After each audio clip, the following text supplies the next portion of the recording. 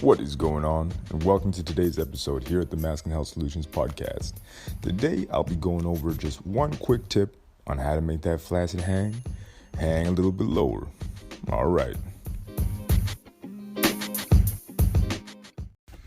Are you actually ready to start making length gains? If you are, hit up gelictogain.com and definitely check out the most comfortable penis hanger on the market. Now, this hanger has been made and crafted by an engineer who does PE himself. You can definitely check him out at gelictogain on Twitter, and definitely check out the videos that Daniel Gray has on gelictogain.com. Again, that's gelictogain.com. And if you want to get 10% off the most comfortable penis hanger on the market, all you got to do is click MHS10. All right, guys, that's MHS10 for 10% off. All right, and welcome to today's episode. This one comes on behalf of a lot of guys asking, what can I do to increase my flaccid hang? And honestly, if you're doing your PE correctly, you'll find that you don't have to, you don't really got to concentrate so much on getting a better flaccid hang, but it will be an indirect result of a positive PE program, right? So it's a positive physiological indicator that basically says what you're doing is working, you're not retracting, so all things are good. And usually what you will see is that your flaccid hang, just hangs a little bit lower, a little bit better, a little bit more engorged, which ultimately when it comes to PE is, what we're looking for. Because over time, what this will create is, not a temporary state, but a cemented, true, elongated, or, expanded penis, which is ultimately the goal, right? You want to make it as big as possible, as long as possible. And when you get a bigger flaccid hang, it's a positive indicator that you're headed in the right direction, right?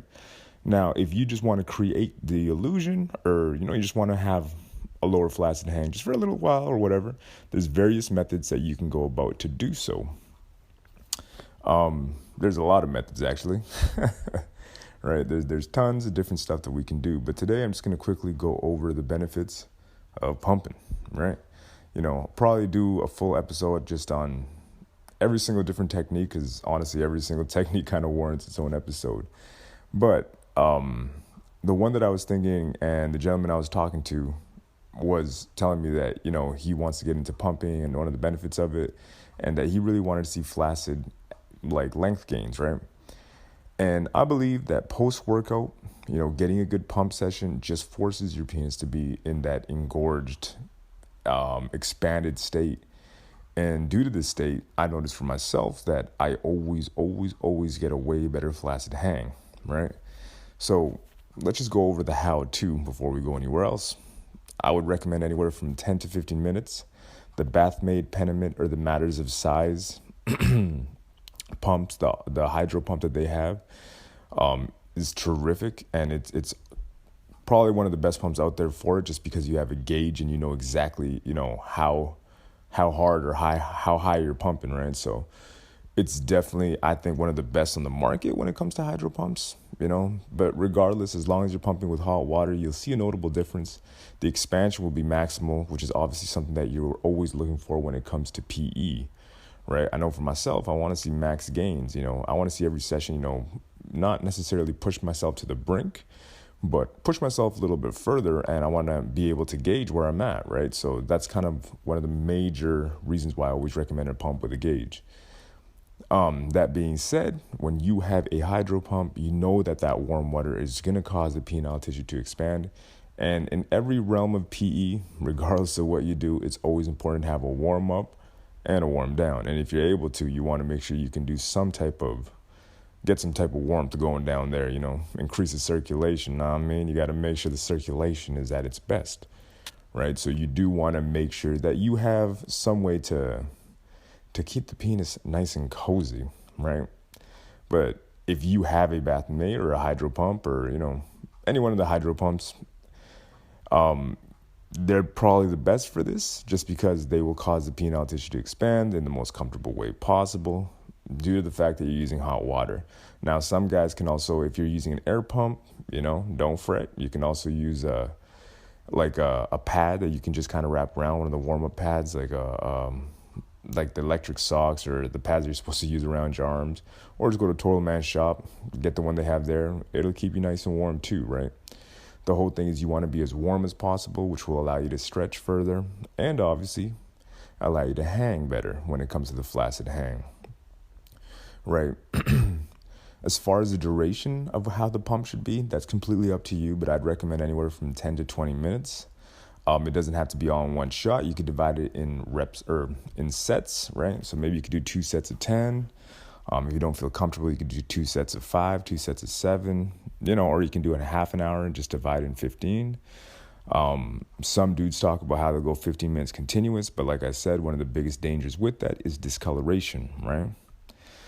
So that's kind of the how-to and how long I would kind of spend my time in the pump. But obviously, the most important thing is just getting that pump time in post-workout. Now, you may be asking, what kind of workout is beneficial? Honestly, man, dude, I've done hanging, jelqing, manual stretches, and I find that just pumping is like the greatest supplemental thing that you can do, right? Like, it really doesn't matter which workout you do.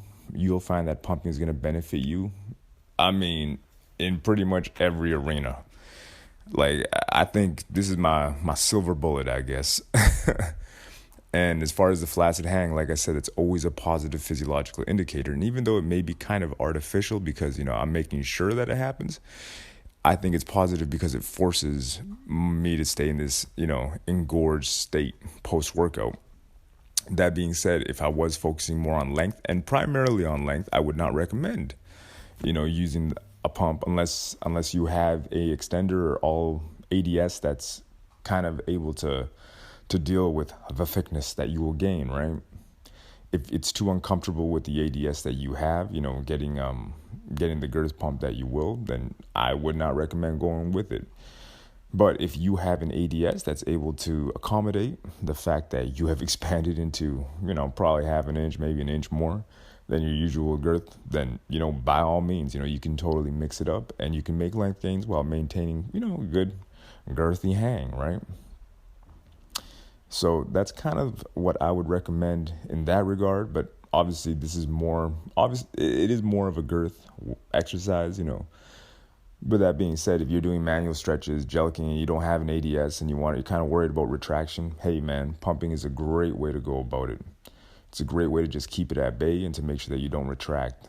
Just that hang itself that you will get post-workout, honestly, is fantastic. So I would highly, highly recommend that, you roll with it. Perfect example, I guess, before I go, to just give you a quick workout of one that I would totally recommend if, let's say you only have a pump and that's pretty much it. I'd start up, warm up. You can even use the pump there to warm up if you want. If you got a hydro pump of some sort, start off with that, or just warm up, rice sock, whatever your method is. Like you guys know, I'm not a fan of the rice sock at all. But if that's your thing, then that's your thing, man. Or jump in the shower, get started there. Just do your stretches. Start off with your manual stretches, then do your jelqing, right? Just do your jelqing, V-jelks, combine it, do a very simple workout if that's the case. Then you can even throw a pump set between your jelq sessions. I find that for myself, if you're looking for bigger girth, hey man, the expansion is real. And it will help you maximize it, right? Then what I would do is just kind of get out, do your jelqing, V-jelks, whatever. If you're doing more of a pure girth workout, if you're doing clamping, all that jazz, then obviously you can do that and just combine it with the pump, right? Post-workout, you're all done. You just jump into the pump for however long you desire, man. 20 minutes, honestly, is good enough to just kind of give you a good pump throughout the day. Also, if you're doing hanging, right? And for myself, I've been doing hanging, but I'm also, I don't want to lose my girth gain. So I just kind of make sure, if I can get a pump in, I will. And the one thing that I will add before, saying anything else, obviously you combine pumping and hanging, right? It's up to you. I like to do it before I go to sleep since I'm using ADS. And this is kind of the biggest way that I've found that I can keep turtling at bay, keeping the retraction at bay. So, I make sure I get my pumping. But the one thing that I will say, and it's one thing I guess I kind of skipped over earlier, but if you're able to pack the cylinder that you're in, then you will definitely have a way better flaccid hang. And when you're packed, I wouldn't concentrate on like getting the pressure ramped up and focusing on big time length gains. I'd focus more on just staying in the cylinder for as long as possible, as long as comfortable, if you're able to pack it. What I've noticed has been phenomenal post-workout flaccid hangs, post-workout pump. Like, it just engorged for days after, right? And I truly believe that's because the inner chambers of the penis are, that's what's expanding at this point. And when you're in that environment, you're really causing growth, right? And the flaccid hang is real, guys. Like, the flaccid hang is at another level versus, when I'm in a 2.5-inch tube, or yeah, sure, I'm getting close to packing it, but it's not at the same level as it is when, I'm packing a, smaller tube, right? So I would highly, highly recommend, don't go for a massive cylinder. I'd find that one that's appropriate that you could probably pack in anywhere from 20 to 30 minutes. And if you can, obviously spend more time already in that packed environment, just because it's going to cause your penis to expand maximally. And depending on what kind of workout you're doing, like let's say if you're already pretty expanded, prior to like just doing some jelqing, you jump into a smaller cylinder and you're able to pack that thing in like 5-10 minutes, man, just make sure you lube up and stay in there for as long as possible. Also, don't focus, like I said before, on, big amounts of pressure. You don't want to focus on big pressure. That pressure is going to, build up and really hit the glands, right? And if you want to avoid blisters, and I know you do because they're painful, they're not fun, and they're never worth it, then I would recommend, make sure you use some type of protective gear, whether it be some protective tape, a silicap, some type of sleeve, something to protect yourself. You want to make sure you protect yourself in there, but you want to be in there for as long as comfortably possible in a packed cylinder, in that packed environment. When you are, trust me, the flaccid hang is real, man. So that's kind of where I'm going to leave it as far as getting a bigger flaccid hang. And just using pumping as one of the tools to combat that, right? So, well, not combat that. Combating basically retraction and turtling, but basically to make sure that you can stay in the biggest flaccid state possible for as long as possible. And big up you when it comes to when it comes to making sure that you get the pack cylinder, man. Nothing beats that. I think that's number one, and that's one of the major keys that you want to take away from today's podcast. Pack cylinder, long as possible, will give you the longest flaccid hang or the biggest flaccid hang possible. So definitely check that out and definitely give it a try, guys. And again, if you find big success with it, let me know.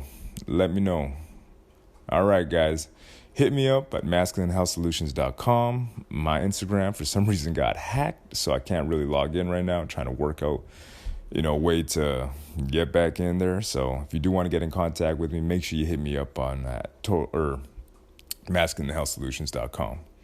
All right, guys, stay safe, and until the next one. And that's all for today's episode on how to get a bigger, lower hanging flaccid hang, man. You want to make sure you maximize your flaccid hanging gains, and this is one of the ways to go about it. All right, stay tuned. We're going to go over some other techniques next time. Until the next one, guys, stay safe.